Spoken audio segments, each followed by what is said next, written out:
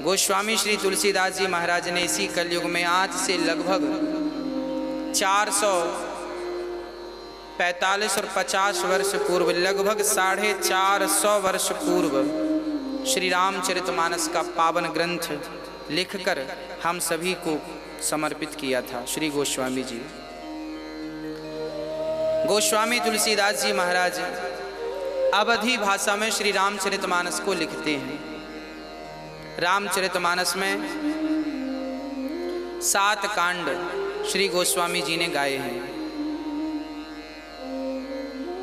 गोस्वामी जी ने ये नहीं कहा कि ये बाल कांड है, ये अयोध्या कांड है, ये आरण्य कांड है। गोस्वामी जी ने सोपान गाया, प्रथम सोपान, द्वितीय सोपान, तृतीय सोपान। गोस्वामी जी इस कलयुग में स्वयं श्री वाल्मीकि जी महाराज के पावन अवतार हैं। गोस्वामी जी कहा जाता है, गोस्वामी जी यदि ना होते तो राम कथा इतनी सरल भाषा में ना होती। रामायण तो है, रामायण शतकोटि अपारा, रामायण तो 100 करोड़ हैं। रामचरितमानस में गोस्वामी जी लिख रहे हैं रामायण 100 करोड़ है।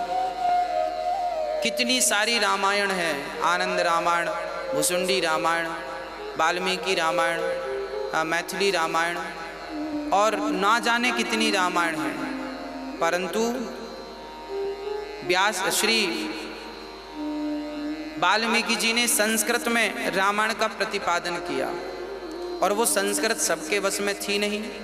तब स्वयं गोस्वामी जी ने इस कलिकाल में सुमधुर भाषा में, अवधी भाषा में, हिंदी भाषा में श्री रामचरितमानस को लिखा और हम सभी तक पहुंचाया। बच्चों से लेके बूढ़े तक लोग गाते हैं रामचरितमानस। हम तो गांव में ही पले बढ़े हैं, तो हमें पता है कि गांव में पहले के टाइम सावन और भादों 2 महीने कंटिन्यू रामायण हुआ करती थी हर गांव में। जहाँ भी आप जाएं तो रामायण की चौपाइयाँ आपके कानों में गूंजेंगी ही गूंजेंगी। पूरे 2 महीने सावन भादों में, श्रावण और भाद्रपद में 12 महीने। कई गांव तो ऐसे हैं, कई जगह ऐसी है जहाँ 12 महीने नित्य श्री रामचरितमानस का पाठ हो रहा है। गोस्वामी जी का निक छोटा सा परिचय मैं आपको दूं, उसके बाद मैं आपको गोस्वामी जी की पावन सी गंगा में आपको ले चलूँ। राम गंगा में, रामचरितमानस में गोस्वामी जी महाराज जी का जन्म संवत 1589 में हुआ था श्री राजापुर ग्राम, उत्तर प्रदेश। गोस्वामी जी महाराज के पिता श्री आत्माराम दुबे, माता का नाम श्रीमती हुलसी देवी। और कहा जाता है कि जब गोस्वामी जी का जन्म हुआ तो गोस्वामी जी जन्म से ही इनके पूरे 32 दांत थे और जन्म लेते ही इन्होंने राम बोला था। राम पैदा हुए और सारे बच्चे तो रोते हैं, पर गोस्वामी जी ने जन्म लेते ही राम बोला, इसलिए इनका नाम पड़ गया राम बोला। गोस्वामी जी महाराज बचपन से ही, जैसे ही इनका जन्म हुआ, इनकी माँ चल बसी। कुछ दिनों के बाद पिता चल बसे। गांव के लोग इन्हें अभागा कहने लग गए, क्योंकि जन्म लेते ही बच्चा, माँ मर गई, फिर पिता मर गए। अब लालन पालन करने वाला कोई नहीं, पर फिर भी राम के भरोसे श्री गोस्वामी जी रहने लगे। कुछ दिनों के बाद इनके परिवार के लोगों ने इनका विवाह कर दिया। गोस्वामी जी का विवाह जो हुआ रत्नावली से हुआ, रत्नावती से। रत्नावती नाम की इनकी सुंदर सी पत्नी थी। माँ का प्यार पाया नहीं, पिता का प्यार पाया नहीं। अब पत्नी आई तो गोस्वामी जी पत्नी को बड़ा प्यार करने लग गए। बहुत प्यार करते पत्नी को, बहुत प्यार करते।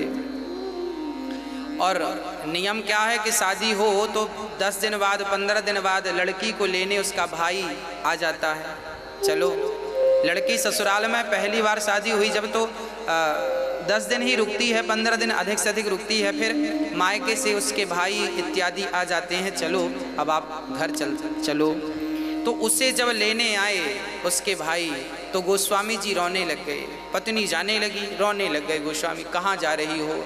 बोले, हम 4 दिन के लिए जा रहे हैं अपने मायके और फिर वापस आ जाएंगे। गोस्वामी जी बोले, अब तुम्हारे बिना हम कैसे रहेंगे? रोने लग गए, बोले हम तुम्हारे बिना कैसे रहेंगे। मतलब इतना प्रेम गोस्वामी जी कि वो पत्नी से इतना लगाव लग गया कि उसके बिना कैसे रहेंगे, ये समस्या खड़ी हो गई। परंतु फिर वो रस्म तो निभानी ही पड़ती है, लड़की तो फिर चली ही जाती है 2-4 दिन के लिए। रत्नावती भी चली गई। अब गोस्वामी जी को लगा अब मैं कैसे करूं। सुबह वो चली गई, अब उनका दिन भर मन ही नहीं लगा। वो थी तो बात कर लिया करता था, सुख दुख कह दिया करता था। गोस्वामी जी बोले एक काम करो, वो यहाँ नहीं रह सकती तो क्या हुआ, मैं तो उसके पास रह सकता हूँ ना, वो जहाँ गई है मैं वहाँ जाता हूँ। गोस्वामी जी तुरंत वहाँ चल पड़े जहाँ उनकी ससुराल थी। अब गोस्वामी जी जब चले तो पानी बरस रहा था, बारिश का महीना था। बारिश के महीने में चारों तरफ खेत खलिहान नदियाँ लबालब पानी से भरी थीं और दिन में ही उनका भाई लेके चला गया था। नदी के उस पार उनका कोई गांव था और वो चल पड़े। अब गोस्वामी जी शाम को विचार करते हैं क्यों ना मैं अपनी पत्नी से मिल के आऊँ, उसके बिना पता नहीं वो मेरे बिना कैसे रह रही होगी, वो मेरे बिना रह पा रही होगी कि नहीं। हाँ, चल पड़े गोस्वामी जी। चलते चलते चलते चलते अंधकार हो गया, रात हो गई। पर रात हो गई फिर भी गोस्वामी जी रुके नहीं, चलते गए। एक नदी बह रही थी, बड़ी बाढ़ थी और कोई नौका भी, रात को कहाँ नौका रहेगी। अब पार करना था, पत्नी से मिलने जो जाना है। गोस्वामी जी चल पड़े। एक मुर्दा बहता हुआ आ रहा था। भाई बारिश थी, कोई बह गया होगा पानी में, मर गया होगा। तो मरने के बाद लाश अक्सर ऊपर आ जाती है, फूल जाती है ना, तो मुर्दा बह रहा था। गोस्वामी जी को लगा ओहो मेरी पत्नी ने लगता है नाव भिजवाई है मेरे लिए। मतलब वो मुर्दे में पत्नी की अनुकंपा देख रहे थे कि पत्नी ने नाव की व्यवस्था करी है। अभी उन्हें मुर्दा नजर नहीं आया क्योंकि मिलन की उत्कंठा इतनी थी कि वो नाव का इंतजार कर रहे थे। तो नाव के इंतजार में अब वो जो देख रहे थे उन्हें नाव ही नजर आ रही थी। मुर्दे को नाव समझ लिया, पकड़ा और पार लग गए। याद रखिएगा, जब हृदय में सच्चा प्रेम होता है ना किसी के प्रति, चाहे वो पत्नी के ही प्रति क्यों ना हो, यदि सच्चा प्रेम होता है तो पार तो लगता ही लगता है प्रेमी, क्योंकि पार तो प्रेम ही लगाता है। हो गए अब जो है गोस्वामी जी लिखेंगे आगे कि राम ही केवल प्रेम प्यारा, अर्थात जो प्रेम है वह प्रेम ही पार लगाने वाला है। इसलिए मेरी प्रार्थना आप सभी से कि भगवान से प्रेम करना सीख लो।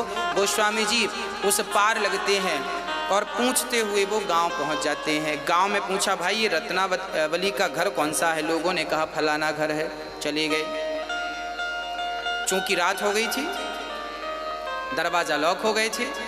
अब गोस्वामी जी उस घर की परिक्रमा लगाए, कहाँ से मैं चढ़ूं।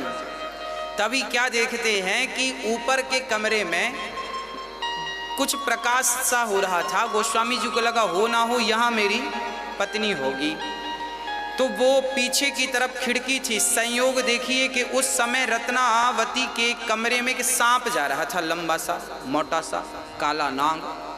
गोस्वामी जी उस नाग को रस्सी समझ गए कि लगता है मेरी पत्नी ने मेरे लिए रस्सी डाल रखी है, और सांप को रस्सी मानकर वो खिड़की के द्वारा पत्नी के कमरे में पहुंच गए।